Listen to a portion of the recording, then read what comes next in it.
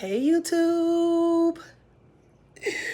Listen, I'm trying this going live every day, but yesterday got away from me. Today is about teaching your kids stranger danger without sending them into a panic or making them nervous or making them scared of adults, right?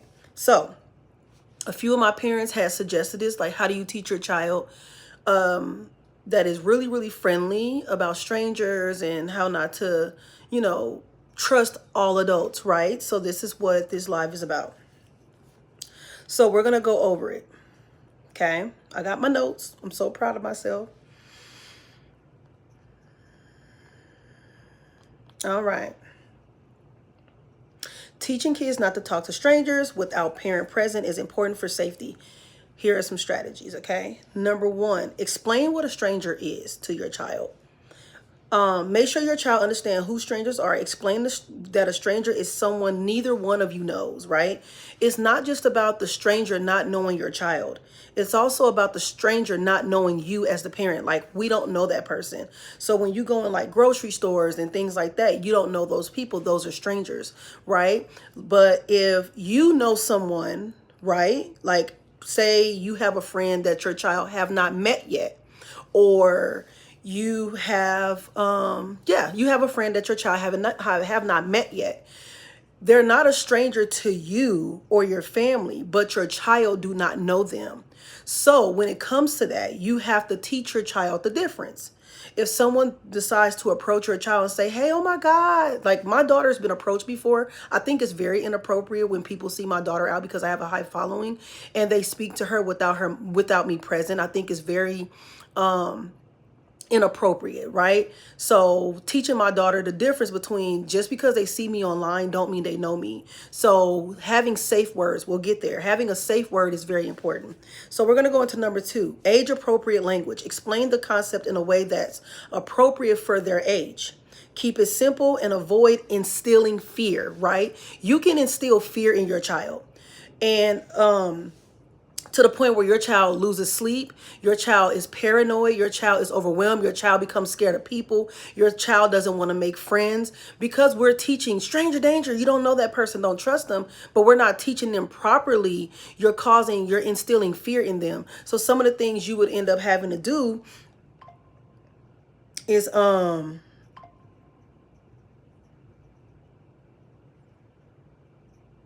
if someone you don't know tries to talk to you when mommy or daddy isn't around, it's okay not to talk back. Come find me first. So this is how you teach them. Like my daughter, like I tell her, it is not appropriate for a grown man to speak to you and your mommy's not around. It's not appropriate for a grown man to have a conversation, a grown woman to have a conversation with you because you are a minor. They need to come get your parents' permission. It is not appropriate because you are not old enough to decide whether or not conversations need to be had or, just safety purposes. Mommy would never talk to someone's child and their parent is not present. It's not appropriate, right? So the third thing is discuss different scenarios, right? My notes are so long. Use hypothetical situations, right? To explain when it's not safe to talk to strangers. If someone they don't know approaches them in a park or offers them candy, right? So I used to role play with my daughter all the time. I'm like, okay, we're going to role play. I'm the stranger, you're the kid, okay? So we're going to role play. And I want you to I want you in your own way, show me how you would behave if a stranger walks up to you. See, a lot of times when it comes to homeschooling our kids, we think, oh, well, how do I teach my kid how to read? How do I teach my kid how to read? Baby, do your child know the difference between a stranger that no one knows and a family member that they just haven't met yet, but they might know, but they have the family safe word? So it's bigger than that. That's why a lot of times people come on my page and they're like, well, I thought this was homeschooling. That's the problem. Y'all kids are out here and they don't know how to deal with strangers. And this is why you are parenting out of paranoia because you have not equipped your child. Okay. So this is why we're having this conversation. Part of your curriculum should be teaching your child how to deal with strangers. Okay. Using hypotheticals like pretending that you're a stranger, offer your daughter candy. Like, hey, baby, so I'm a stranger. and you're the kid. I'm going to walk up to you and offer you candy, okay? And see how your child responds. If you notice that even though you're role playing, right? Because this is imagination. Mommy's a stranger. Remember, I'm not mommy. I'm a stranger. If your child cannot separate or hypothetically do the thing, they're not mature enough at all to even be left out of your sight. You need to really work on their imagination, maturity, really get them to understand some things, because by the age of 5, your child should know how to deal with strangers. So when I used to role play with my daughter, she used to say she would either walk away or she'll go, no, thank you. And she'll just run away. I used to do things like, okay, well, mommy's going to pretend to, grab you by the hand. She used to just drop her hand down and run or scream. Okay, good. We got it all figured out. You know how to deal with strangers. Okay. And as she get older, I nurture that, baby. When a man walk up to you, you do not have a conversation with them. When a woman walks up to you, do not have a conversation with them. I tell a few moms out here, because people think, oh, it takes a village. People should be able to say something to your kids. It's inappropriate. What it means when they say your kids should be able to be told to do something outside of you, that means you have introduced your child to someone that you give permission to correct your child. What it means is that Miss Deborah next door, who ain't never met me, if she see my daughter doing something at the park, it does not give her permission to say nothing to my child. I don't know you. You don't know my child. You overstepping your boundaries. And that I teach my daughter that those are strangers. I don't know her. You don't know her. I don't know her. And I had to tell somebody before, oh, they were out here fighting. I don't care. I don't know you. You don't know me. It's inappropriate to approach someone's child. You go get their parent. So I make sure that my child understands that it's not about, well, mommy, she's just trying to look out for me. No, you don't know that lady. I don't know that lady. She does not have my permission to say nothing to you when she does not have a relationship with me, okay? Number 4, teach them to find trusted adults.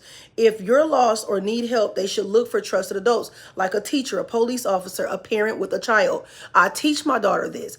Number 1, my daughter was always curious, like, mommy, if I get lost and I can't talk to strangers, then how do I find people to help me find you? She used to always ask me these questions. Like, she was very intrigued. So I used to say things like, you go look for another mommy that have kids. Don't look for a woman that don't have kids. You go look for a mommy who have kids. You look for, if you're in the store and you lost, you go look for a sales clerk, somebody that's ringing up groceries. You go look for someone that's standing in the front. They usually have a uniform on that looks like everybody else. You do not talk to any other strangers. You just go right back to the front and you find the nearest clerk or something like that. I've never lost my kids in public ever before, but this is something that my daughter used to ask me all the time. What happens if I get lost, mommy? And I'm taught not to talk to strangers. And so that's when we got into the whole separating stranger danger and actually teaching her how to properly deal with people that I don't know and she don't know.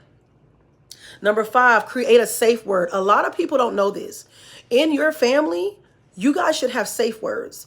So just say somebody walk up to my daughter and they follow me on social media and they decide to say, oh, I know your mommy.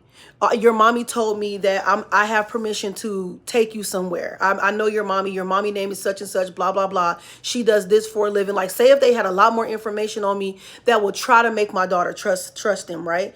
We have a safe word and my daughter will say, well, what's our safe word? You don't know that safe word? She not going with you. I don't care what you say. I don't care who you know, what you say, how much you know. You don't know that safe word? I'm not going with you, okay?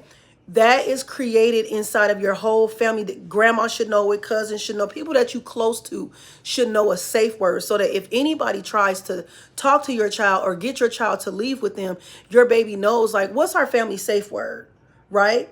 Typically, kidnappers don't take well-aware kids. We just not honest about that. People who want to take a child or kidnap a child, they're not taking kids who are well aware of their surroundings. They're taking kids that are easily manipulated, don't pay attention to them surroundings, typically are always by themselves. They've watched them days and days and days. But I want to teach my daughter to be aware. My kids can see somebody standing somewhere too long and they like, well, time to go. Mommy, that person been standing there too long and he ain't got no kids. So why he's standing there? My kids are very alert, but they're not afraid. But they're very aware.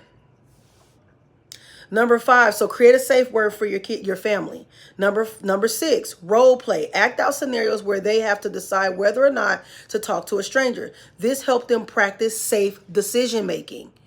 Safe decision making is important.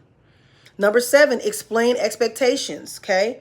This might be situations where talking to a stranger is necessary, like in an emergency. Explain these exceptional clearly. So, for example, if I passed out on the floor and my daughter can't get to my phone fast enough because it's locked, she will know to run to the nearest neighbor, right? Or the nearest person that, say we ain't, because we have neighbors across from us we never met. They don't come outside. She then knows to go run and knock on somebody's door to go get help. That is okay. It's an emergency. My mommy has collapsed on the floor. She's not responding. I can't get to 911 fast enough. I need help. That's an emergency. That's important. Number 8, reinforce the importance of never going anywhere with a stranger. They should never go anywhere with a stranger, even if they seem nice or something appealing. Number 9, encourage open communication. Let them know they always can come to you and talk to you about these things.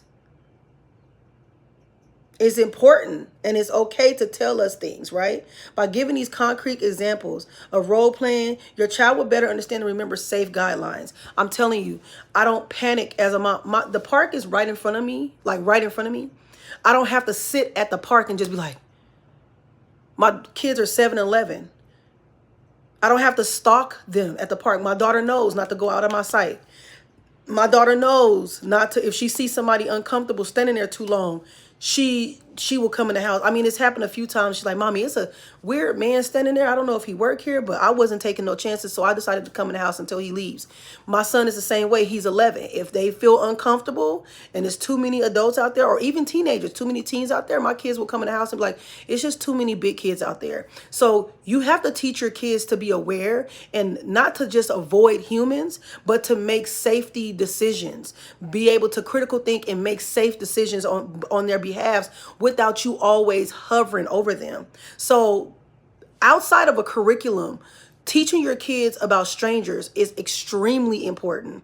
It's like crucial, and it helps you not panic as a parent. It helps you feel like you can trust the fact that you can go back to the school when your baby is there. You ain't got to worry about your child leaving the campus with people, your child getting on the internet and somebody's manipulating them to leave the home. It's just so many things that we have to teach and prepare our children for. This is why here on this page, you don't just get a curriculum. You get all the things your children should have the tools they should have to navigate without you, because I don't care how smart your child is on paper, A, B, C, D. A stranger does not care about their 4-point GPA if they can manipulate them and take them away from their home. A stranger does not care that your child is valedictorian if they can manipulate them and make them get on the internet, talk to strangers, and then convince your child to run away from home. If your child is outside on the park and your 5-year-old is an excellent reader and they're so smart, a man that's looking to kidnap a child is not walking up to your child saying, hey, can you read? Can you write? They're not doing that. They're looking at the fact that, okay, this baby is easily manipulated. Oh, I can get this baby candy and she'll take it. It's bigger than what we trying to make it seem, okay? I'm done with the how to prepare your kids for stranger dangers. If you watch this replay, #replay, if you have any questions, comment below. These are tools that your child needs by the age of 5. It is critical that they have this by the age of 5. I enjoyed doing this live. I will probably see y'all tomorrow. I am going to go help a mom become a content creator, because that's what I do, help stay-at-home moms make money online. So I have my first client today at 12:30. I'm excited about that. And if you guys have any questions, don't hesitate to comment below, and I'll definitely try to do another live or video towards your questions. Have an amazing day.